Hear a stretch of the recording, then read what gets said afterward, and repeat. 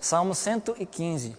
Se você abriu aí comigo, vamos à leitura do Salmo 115. Eu quero ler só o versículo 1, 2 e 3. Salmos de número 115.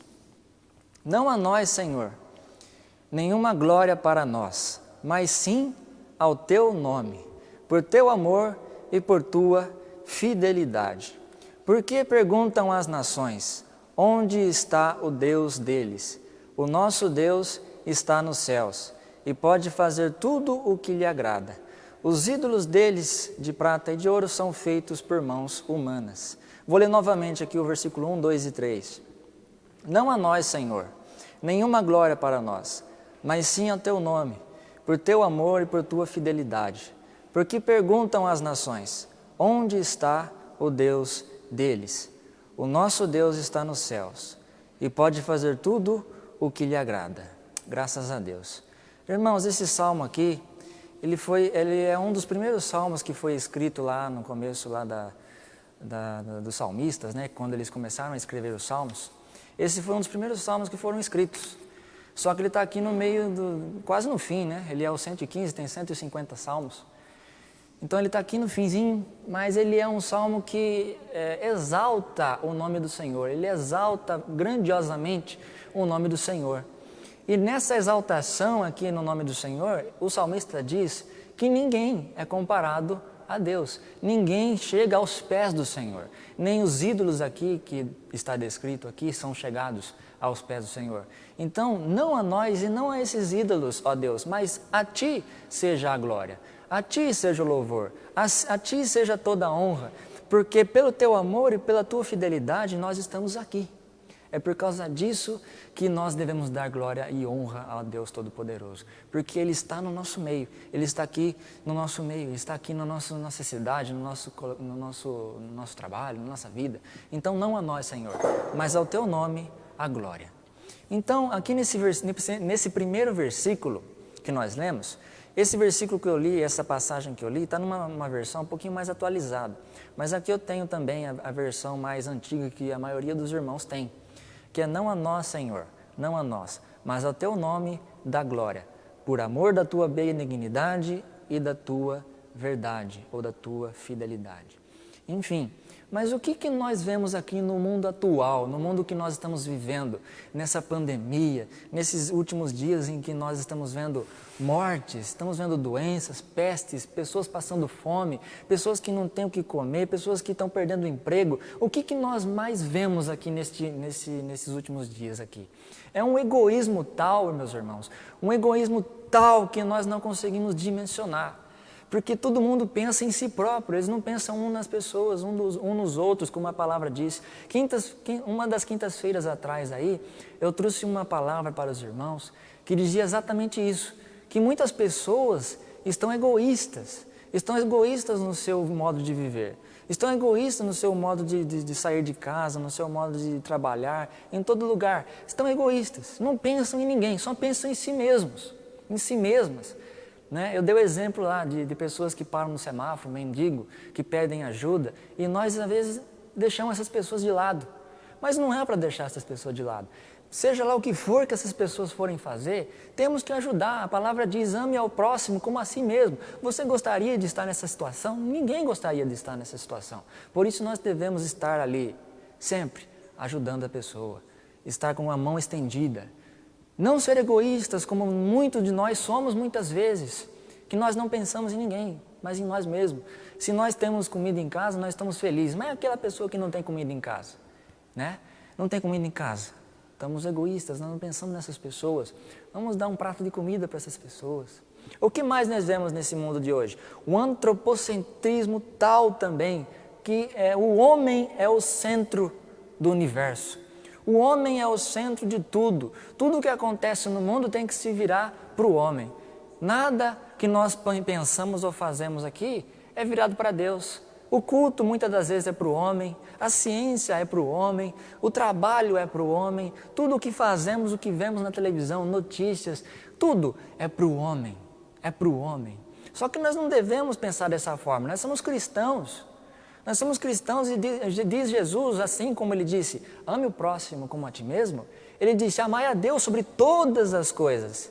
E não ele falou assim, amai você mesmo sobre todas as coisas. Ele disse, amai o próximo, amai a Deus, me perdoe, amai a Deus sobre todas as coisas. Sobre todas as coisas. Não é sobre apenas o seu casamento, não é sobre apenas o seu carro, sobre a sua casa, o seu trabalho, não, é sobre todas as coisas. Se alguma coisa está ocupando o lugar de Deus, você está em pecado, infelizmente. Não pode o seu marido ocupar esse lugar, não pode a sua esposa, os seus filhos, os seus pais, o seu trabalho, a tua casa, o teu carro, não pode ocupar o lugar de Deus. Tem que sempre Deus estar no primeiro lugar. Mas não, o que vemos hoje? É uma sociedade antropocêntrica, que quer o seu próprio ego, que quer a sua realização. Ela não quer a realização do outro, não quer a realização da obra de Deus nesse lugar, nessa cidade, nesse estado, nesse país. Não quer, quer tudo que se envolva em torno de si próprio. Por exemplo, nós queremos que essa pandemia passe, por quê? Porque vai nos beneficiar, não é verdade? Não é porque Deus vai ser louvado, não é porque Deus vai ser exaltado, não é porque o nosso próximo vai ficar melhor, não, é porque nós queremos nos beneficiar desse fim dessa pandemia. Então pensemos menos em nós mesmos e pensemos nos outros, pensemos em Deus, pensemos em toda essa situação que está acontecendo para nos despertar, para não ficarmos só entre nós, no egoísmo, nessa coisa que só vê o homem, só vê você mesmo nesses momentos que nós estamos vivendo. Entendeu? Mas e também o que nós vemos aqui no nosso meio? Primeiro, vemos esse egoísmo. Segundo, vemos o antropocentrismo nesse nosso meio, que o homem é o mesmo, é o meio. Também vemos uma secularidade tal, porque a gente olha para o lado, olha para o outro, você não vê a lei moral sendo agida, vamos dizer assim. Você não vê a lei moral sendo decretada nesse mundo. Um exemplo, essas manifestações que estão acontecendo, você defende um ponto de vista, eu defendo outro ponto de vista. Onde que está escrito isso na Bíblia que a gente tem que defender pontos de vista diferentes? A Bíblia diz que nós devemos defender o ponto de vista do Senhor Jesus Cristo. A palavra do Senhor é o único ponto de vista que nós temos que seguir. Não temos que dar lado a essa secularidade, não temos que dar lado à direita ou à esquerda, à frente ou atrás, cima ou abaixo, não. O lado que nós temos que dar é a palavra de Jesus Cristo, é a palavra do nosso Senhor. Sem essa palavra nós não vivemos. Essa secularidade que está no mundo hoje é errada. Nós temos que viver de acordo com a palavra de Deus. E em quarto lugar, o que nós vemos mais nesses últimos dias, nesse mundo? Uma antipatia. Uma coisa assim que você olha para lá e para cá, você não vê amor. É a profecia do próprio Jesus Cristo, que quando chegasse o fim, haveria peste, haveria fome, haveria guerras, rumores de guerras, e o amor de muitos se esfriaria. O amor de muitos se esfriaria. Por isso que nós vemos em todos os lugares esse egoísmo, esse antropocentrismo, essa secularidade. Por quê? Porque não há amor. Não há amor. O próprio Jesus disse que isso ia acontecer e acontece nos dias de hoje. O amor se esfriou. O amor se esfriou. E por causa desse amor ter se esfriado, acontece o quê? Um relativismo no meio nosso. O que é isso? Um relativismo é o que é verdade para você não é verdade para mim. O que é verdade para mim não é verdade para você. Para mim pode ser errado fazer tal coisa, para você não pode.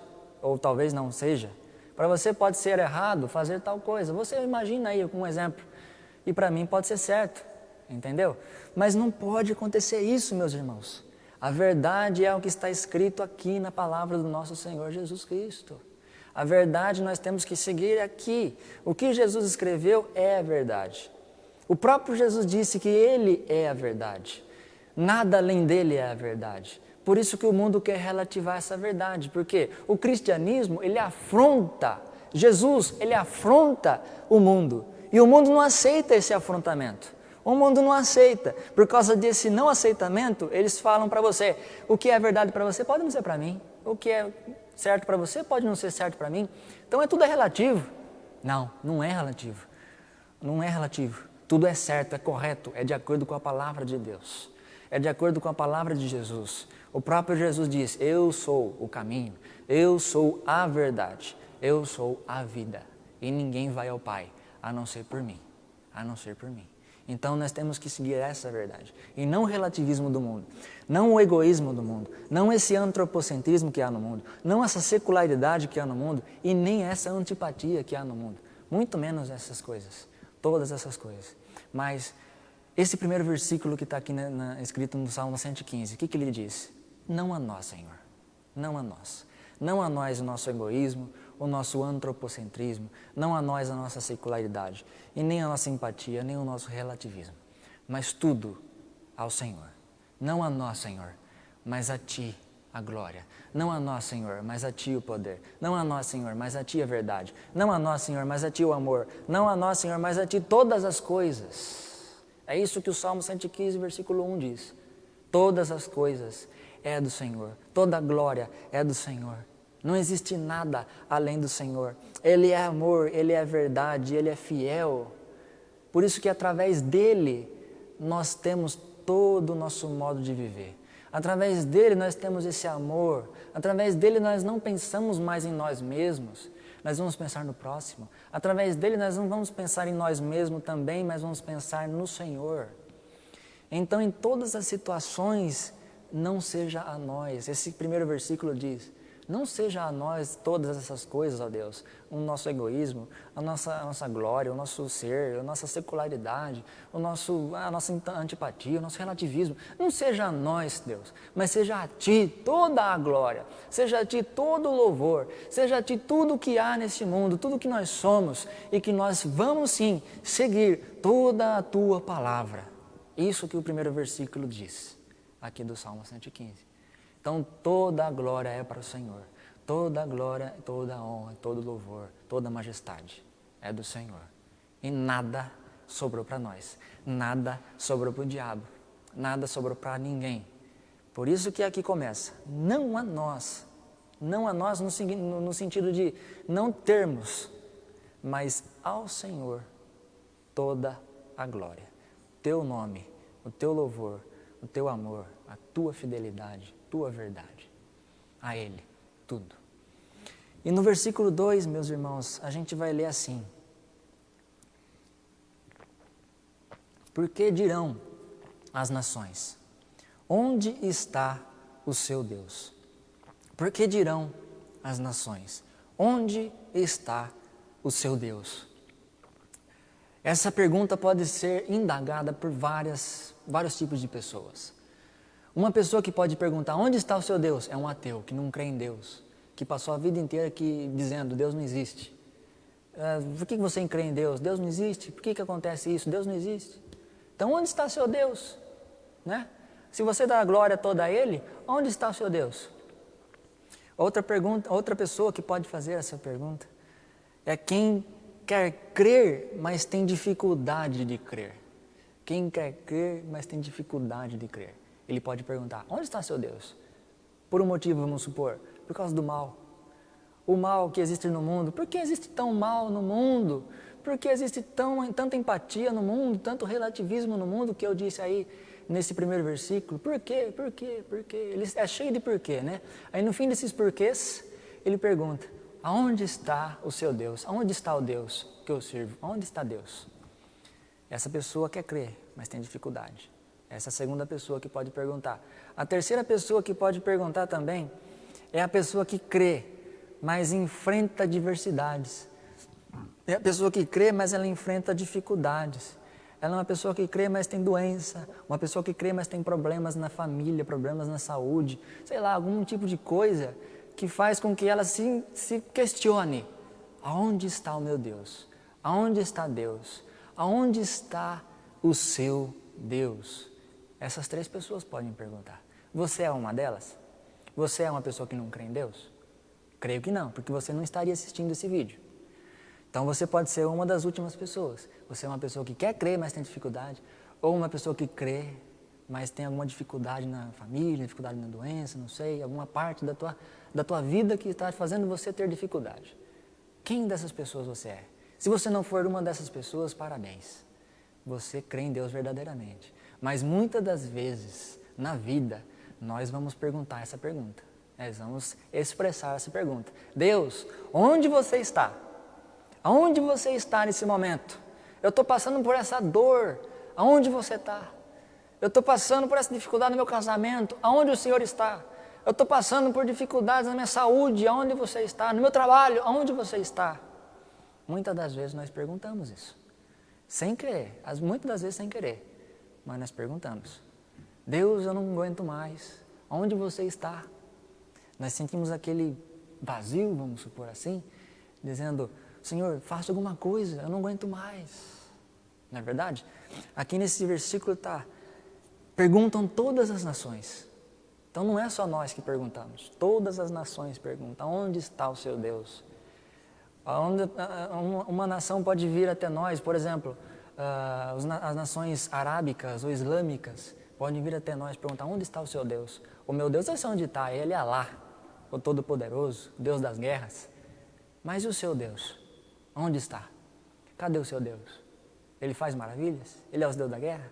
Ele é o Deus das suas dificuldades? Deus de tudo o seu ser? Aonde está teu Deus? Deus está presente em 4 tópicos da nossa vida.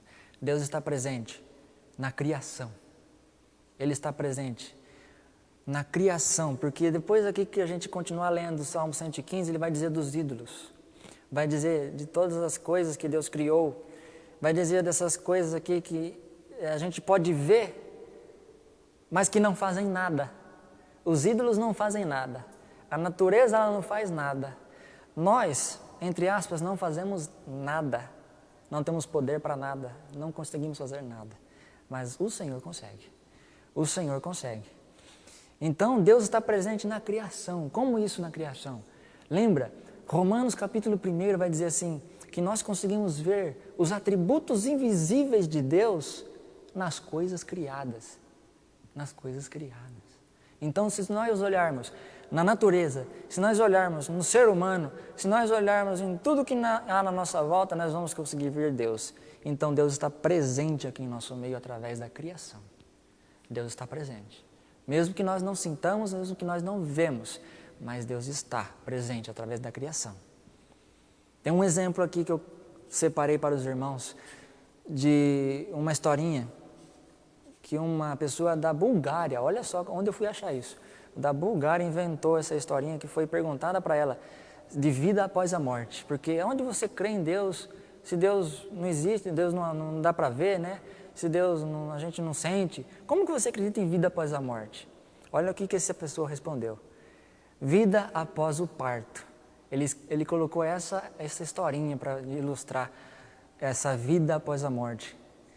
Olha só, no ventre de uma mãe havia 2 bebês. Um perguntou ao outro: você acredita em vida após o parto? O outro respondeu: é claro, tem que haver algo após o parto. Talvez nós estejamos aqui para nos preparar para o que virá mais tarde. O outro respondeu: bobagem, disse o primeiro. Que tipo de vida seria essa? O segundo replicou: eu não sei, mas haverá mais luz do que aqui. Talvez nós poderemos andar com as nossas próprias pernas e comer com as nossas próprias bocas. Talvez teremos outros sentidos que não podemos entender agora. E o primeiro retrucou: isso é um absurdo. O cordão umbilical nos fornece nutrição e tudo mais o que precisamos. O cordão umbilical é muito curto. A vida após o parto está fora de cogitação. E o segundo insistiu: bem, eu acho que há uma coisa e talvez seja diferente do que aqui. Talvez a gente não vai mais precisar desse tubo físico. E o primeiro contestou: bobagem. E além disso, se há realmente vida após o parto, então por que ninguém jamais voltou de lá? Bem, eu não sei, disse o segundo, mas certamente vamos encontrar a mamãe e ela vai cuidar de nós. O primeiro respondeu: mamãe? Você realmente acredita em mamãe? Isso é ridículo. Se a mamãe existe, então onde ela está agora? O segundo disse: ela está ao nosso redor. Estamos cercados por ela. Nós somos dela. É nela que vivemos. Sem ela, este mundo não seria e não poderia existir. Disse o primeiro: bem, eu não posso vê-la. Então é lógico que ela não existe. E o segundo respondeu: às vezes, quando você está em silêncio, se você se concentrar e realmente ouvir, poderás perceber a presença dela e ouvir a sua voz amorosa. Traduz isso para Deus. Você vai entender o que significa Deus está presente na criação. Deus está presente na criação. Em segundo lugar, Deus ele está no a mais das coisas em que nós estamos vivendo. Por exemplo, os animais. Ele podia só dar o gato e o cachorro para nós, mas não. Ele deu tigre, ele deu leão, ele deu onça, ele deu guepardo, ele deu cachorros, lobos, guarás. Deu todas essas espécies a mais que nós podemos ver na natureza. Ele podia parar em uma coisa só. Não, mas ele deu um monte de variedades. Também nas plantas. A planta só podia existir árvores, mas não, existem flores, existem jardins, existem campos, existem vários tipos de árvores, vários tipos de flores, vários tipos de campos, de jardins, que nós não conseguimos nem imaginar. Deus está nisso, no a mais. Deus podia só ter dado também para nós o arroz e o feijão, mas não, Ele nos deu carne, nos deu frango, nos deu ovos, alface, tomate, deu toda essa variedade de coisas que nós podemos fazer até chegar em lasanhas, podemos chegar em lanches, podemos chegar em nhoques, essas coisas a mais que nós temos. Deus está aí também, mostrando que Ele está conosco, mostrando que Ele está conosco. E além de então Ele estar na criação, Ele está conosco no a mais de tudo que existe. Terceiro lugar, Deus está na contenção do mal. Ele está na contenção do mal. Como assim? Mas o mal existe. Não existe? Existe. Mas como você sabe que o mal existe? Responde essa pergunta para mim. Como que você sabe que o mal existe? Como você sabe que algo é errado? Porque existe algo bom, não existe? Porque algo é verdade, não é verdade? Quem que é esse lado bom? Quem que é essa verdade? Quem que é o bondoso da história? O que é a bondade? O que é a fidelidade? O que é o amor? O que é a verdade? É o próprio Deus. Então, a partir do momento que existe a bondade, existe o amor, existe tudo isso na terra, Ele contém o mal. Ele está contendo o mal, para o mal não progredir. O mal ele não pode passar de uma aresta do que Deus parametrou, vamos dizer assim. Lembra da história de Jó? Deus falou, você pode fazer o que quiser, mas não mata ele. E no fim de tudo, com aquele mal que Jó teve, Deus foi glorificado. E aí você me pergunta, mas e o mal que existe lá na África? Tem fome na África, tem não sei o quê, não sei o quê, não sei o quê, não sei o quê. Tem. Mas isso é consequência do teu pecado, do meu pecado. Não tem nada a ver com Deus. O pecado que está em Deus não está em nós. O pecado que está em Deus, ele não existe. Ele só existe em nós. O pecado que existe em nós, ele não existe em Deus. Então, nós temos esse pecado por conta desse mal. Então nós... É trocar pilha? Pega mais ali, tem branco.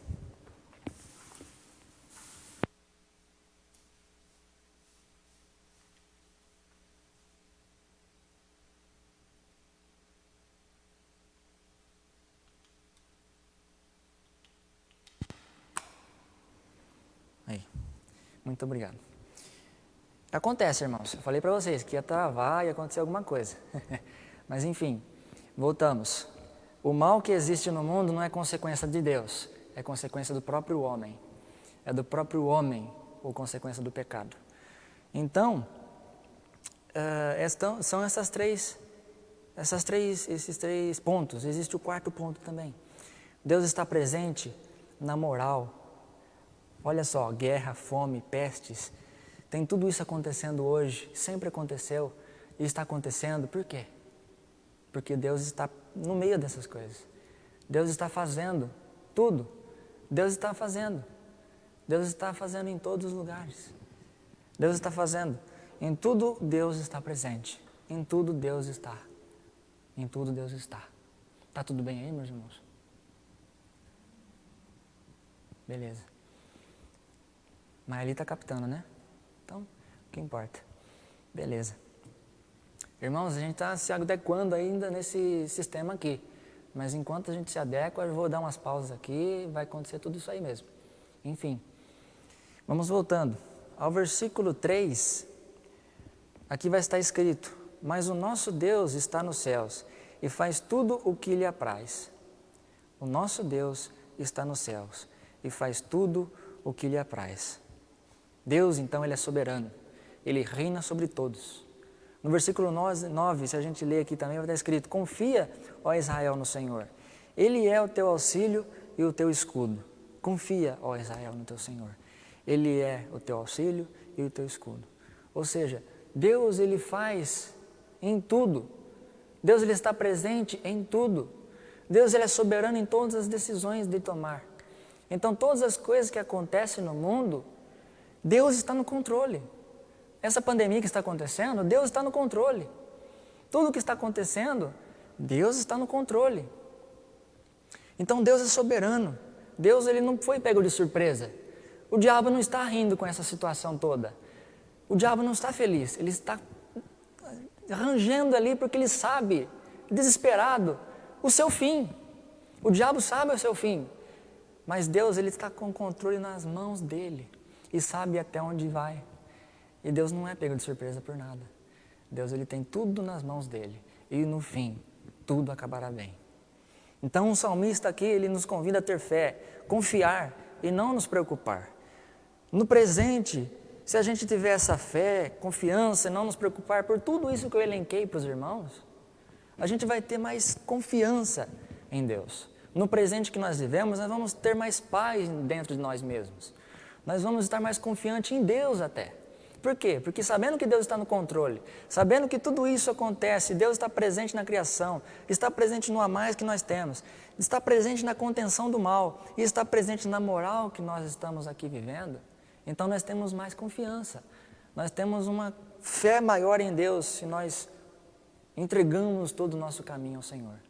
Por isso que o Salmo também diz: entrega o teu caminho ao Senhor, confia nele e Ele tudo fará. Entrega o teu caminho ao Senhor, confia nele e Ele tudo fará. Mesmo se Ele não fará. Lembra da canção que nós cantamos aqui no início? Se Ele fizer, Ele é Deus. Se Ele não fizer, Ele também é Deus.